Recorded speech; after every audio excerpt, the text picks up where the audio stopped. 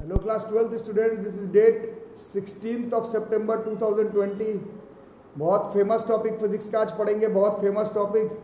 बच्चों से ऑनलाइन बात हो रही कि कब तक ऑनलाइन ऑफलाइन कब से पूरा तेजी से खुलेगा। तो मेरा आंसर यही है कि अगर आपको टॉपिक समझ में आ रहा है तो फिर उतना हड़बड़ाहट क्या है, टॉपिक को समझने का ट्राई करो। टॉपिक को जितना ज़्यादा हो सके किताब से पढ़ने का ट्राई करो। कुछ चैप्टर्स कुछ टॉपिक्स आपका काटा गया है तो आपके पास समय है कि आप बाकी टॉपिक्स को और ध्यान से फोकस करके पढ़ सकते हैं। बीच बात से जो लोग मतलब यूट्यूब में रिकमेंडेशन जैसा आ रहा होगा, वीडियो का टाइटल देख करके जो लोग आगे होंगे तो उतना मजा नहीं आएगा पढ़ने में। जो लगातार पढ़ रहे हैं उन्हीं लोग को समझ में आएगा। हमने पहले पढ़ा फोर्स ऑन अ चार्ज, फिर पढ़ा force on a current carrying conductor, फिर पढ़े दो अलग अलग कंडक्टर के बीच में फोर्स। उसी को अब आगे लेकर के चल रहे।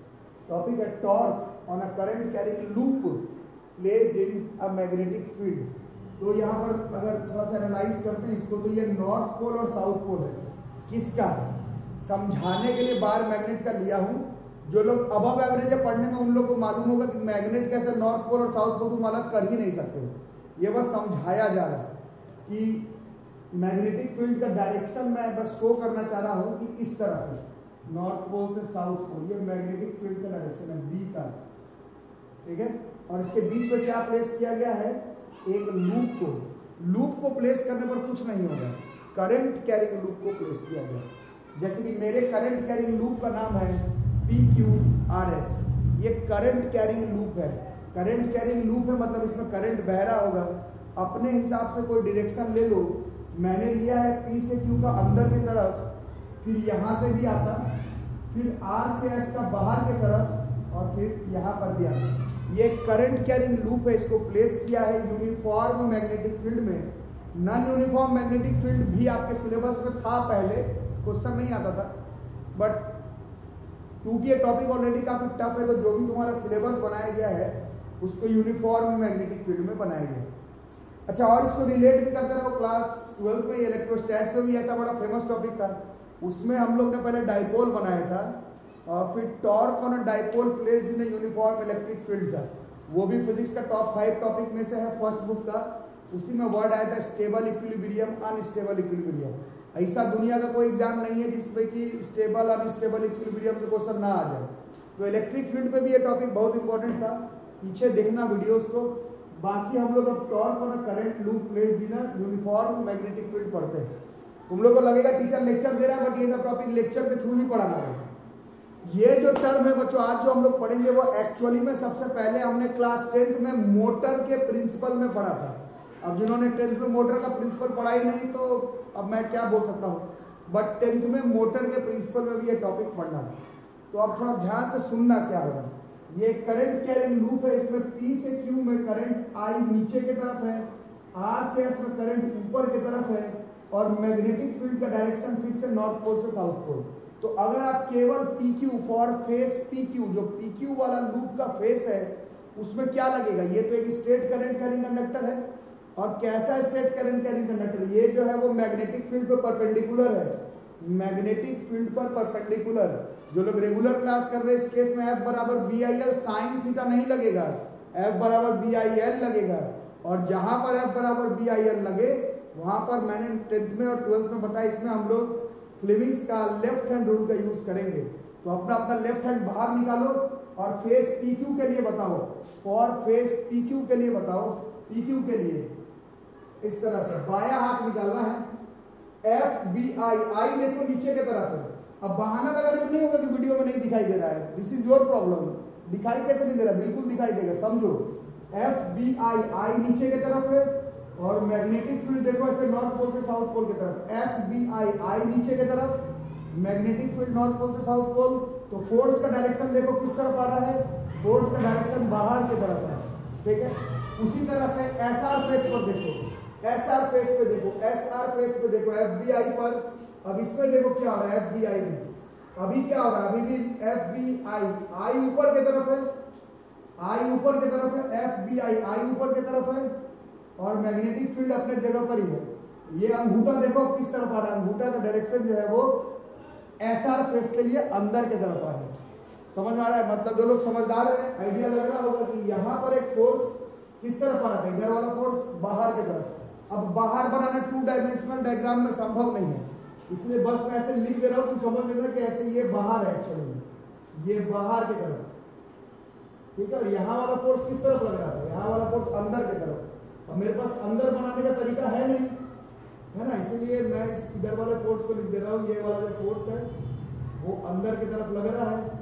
अब इसमें क्लास 9th का तो नहीं, 10th 11th और 12th क्लास में पढ़ाया हुआ कॉन्सेप्ट है, इक्वल फोर्स है, ऑपोजिट फोर्स है, equal opposite force separated by a finite distance, equal opposite force separated by a finite distance, equal and opposite force separated by a finite distance से ही बनता है torque. इस loop पर एक force पर एक बार बाहर की तरफ फोर्स और अंदर की तरफ फोर्स, एक चेहरे पर अंदर एक पर बाहर, घट घुट होने के वजह से ये पूरा लूप पर एक टॉर्क लगेगा, जिसके वजह से ये लूप जो है वो गोल घूमेगा।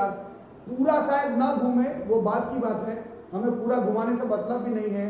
हम कंफर्म है equal opposite force separated by a finite distance होने के वजह से फ्लेमिंग का लेफ्ट हैंड रूल इस्तेमाल करने से हमें मालूम है कि इस लूप पर एक टॉर्क लगेगा, और टॉर्क लगने के वजह से वो लूप अगर ऐसे सीधा था तो वो इस तरह से घूम जाएगा। तो पहला चीज तो हमें ये प्रूफ करना था कि टॉर्क लगेगा क्या, कंफर्म है लगेगा। अब सेकंड केस क्या है कि अभी हमें प्रूफ करना पड़ेगा कि वो टॉर्क कितना लगेगा। तो वो डेरिवेशन है। दुनिया का कोई भी एग्जाम ऐसा नहीं है जिसमें कि torque on a current carrying loop placed in uniform magnetic field का क्वेश्चन नहीं आया। हर तरह के परीक्षा में इंपॉर्टेंट है। तो पहले तो कंफर्म करेंगे कि टॉर्क लगेगा, सेकंड नंबर पे कंफर्म करेंगे कि वो टॉर्क कितना लगेगा। अब फॉर्मूला देखना बच्चों, थोड़ा सा घबराना मत, क्योंकि ये थोड़ा सा टफ टॉपिक है। जो डर गया सो मर गया 12th क्लास में, वो भी मैग्नेटिक्स में, इसलिए घबराना नहीं है, थोड़ा ध्यान से देखना, ठीक है, घबराना नहीं है। थोड़ा डर लगेगा टॉपिक पर, बट हो जाएगा। तो अच्छे से देखना।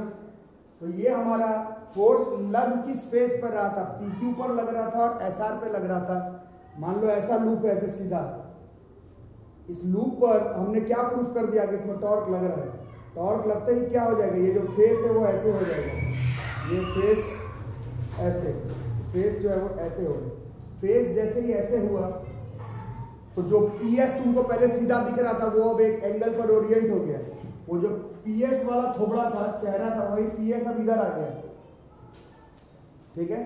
इसका लेंथ B था और PQ L था, जिसपे कि लग रहा था F बराबर BIL।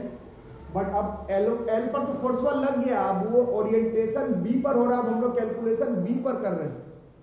तो ये P से S, इसका लेंथ B है, ठीक है। इक्वल एंड अपोजिट फोर्स हम लोग पढ़े, यहाँ पर एक इक्वल फोर्स, ये फोर्स लग रहा था, लगातार लग रहा था, इसी की वजह से ओरिएंट हो रहा है। प्रूफ पहले ही कर चुके कि टॉर्क लग रहा है, कैलकुलेशन करना है कि टॉर्क कितना लग रहा है, ठीक है। उसके लिए डायग्राम को थोड़ा कंप्लीट करेंगे। PS था, इसको हम लोग इस तरह से dot dot dot dot dot, ये जो लोग ने पहले प्रूफिंग किया है टॉर्क का ना dipole placed in uniform electric field, उनको आइडिया होगा किस तरह से प्रूफिंग हो रहा है। इसको डॉट डॉट करके यहाँ पर एक राइट एंगल ट्राइंगल क्लियर कर देंगे, और यहाँ पर एक एंगल ले लेते हैं अल्फा। अल्फा किसके किसके बीच का एंगल है, पहले कंफर्म करो, बताओ। तो देख रहे हो, ये जो PS चेहरा था ओरिएंट होने के बाद, जो PS और मैग्नेटिक फील्ड के बीच का एंगल है अल्फा, भूल गए तो गलत ही कर दोगे, ठीक है। तो कहीं पर हिंदी में लिखना है तो लिख लेना अल्फा जो है वो एंगल, देख ही लो, मैं नहीं लिखूंगा, तुमको लिखना है मैग्नेटिक फील्ड और लूप के बीच का एंगल है अल्फा, ठीक है। अब अल्टरनेट इंटीरियर एंगल से यही वाला अल्फा जो है वो इधर भी खिसक जाएगा, है ये अल्फा, बट हम लोग ऐसे थोड़ा तरीके से इसको अल्फा को इधर कर लेंगे।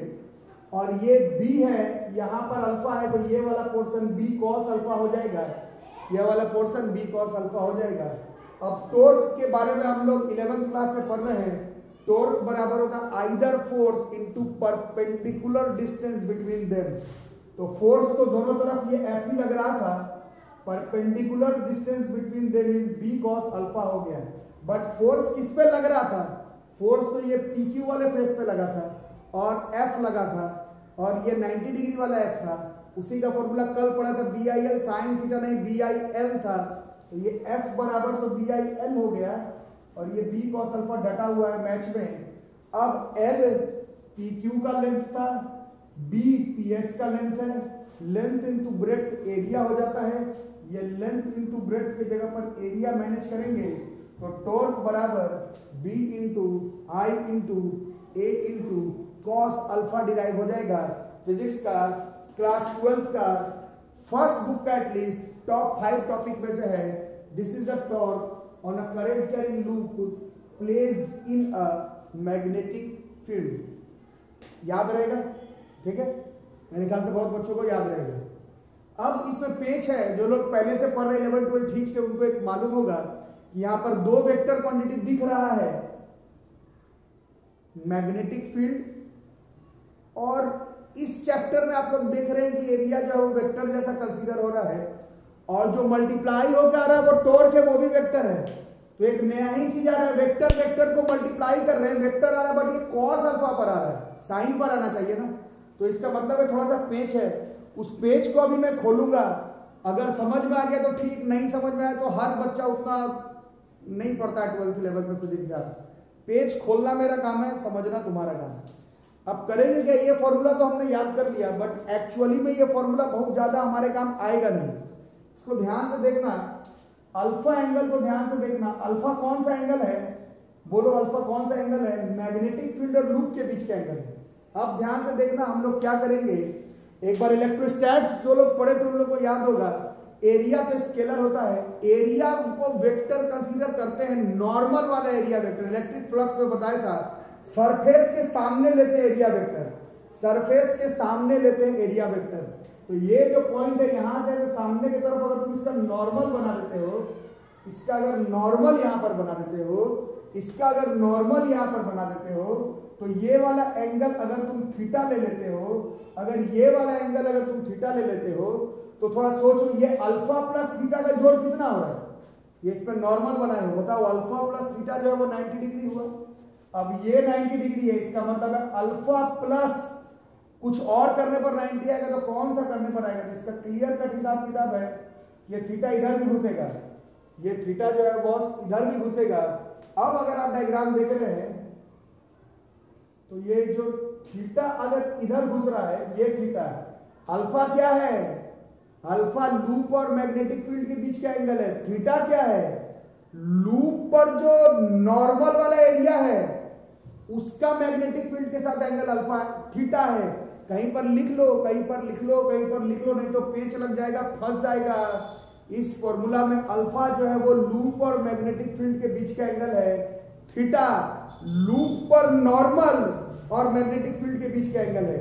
गड़बड़ा गए तो तुम्हारा दिक्कत होगा, मैं लिख भी देता हूं, सेफ्टी पर्पस के लिए मैं लिख भी देता हूं, अल्फा मैग्नेटिक फील्ड और लूप के बीच का एंगल है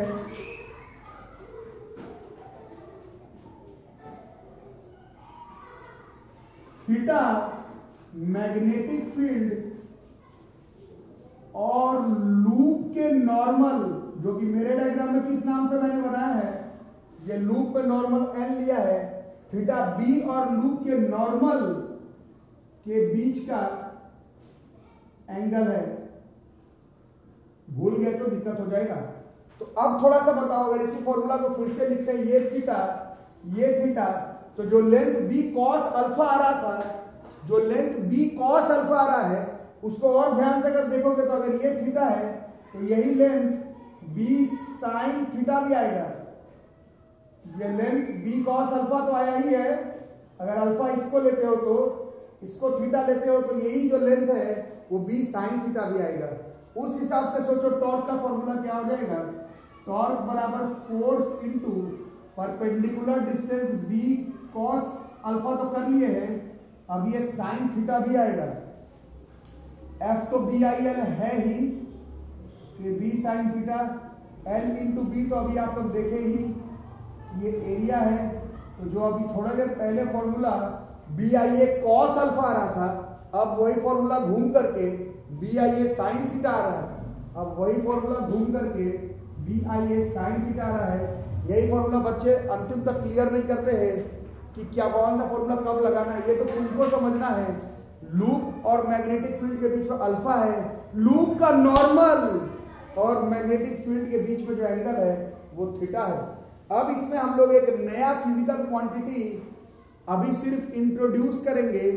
कुछ बच्चे पूछ रहे थे कि नेक्स्ट चैप्टर क्या है। अभी जो मैं टॉपिक इंट्रोड्यूस करूंगा उसको नेक्स्ट चैप्टर में पढ़ेंगे, बट फिलहाल हमें इसमें काम है। जैसे जिन्होंने इलेक्ट्रिक डाइपोल पढ़ा था, इलेक्ट्रिक डाइपोल मोमेंट पढ़ा था बच्चों, इलेक्ट्रिक डाइपोल मोमेंट पढ़ा था। क्या फॉर्मूला था? Q इंटू 2a था, 2a उसमें वेक्टर था, डाइपोल मोमेंट P भी ये वेक्टर था, याद होगा। ये जो है इलेक्ट्रिक डाइपोल मोमेंट वहां पर वर्ड था।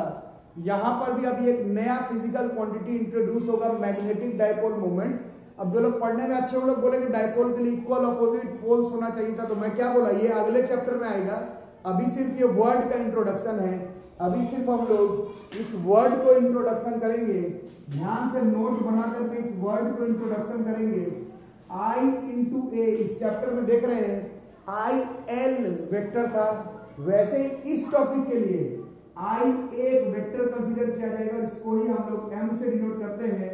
This is magnetic dipole moment, known as magnetic dipole moment. और इसी फॉर्मूला को अब वेक्टर फॉर्म में लिखोगे, पहले बढ़िया से अगर लिख दो तो टॉर्क बराबर क्या हो गया, I A के जगह पर this is M B sine theta हो रहा है। और अब हमारा, आप लोग जैसे लोग पढ़ने में अच्छे, उन लोगों का डाउट क्लियर हो रहा होगा। M is a vector quantity, B is a vector quantity, torque is a vector quantity, और मल्टीप्लाई में साइन थीटा भी दिख रहा है। तो अब हमारा प्रॉब्लम खत्म हो जाएगा। दिस इज टॉर्क बराबर M क्रॉस B होगा।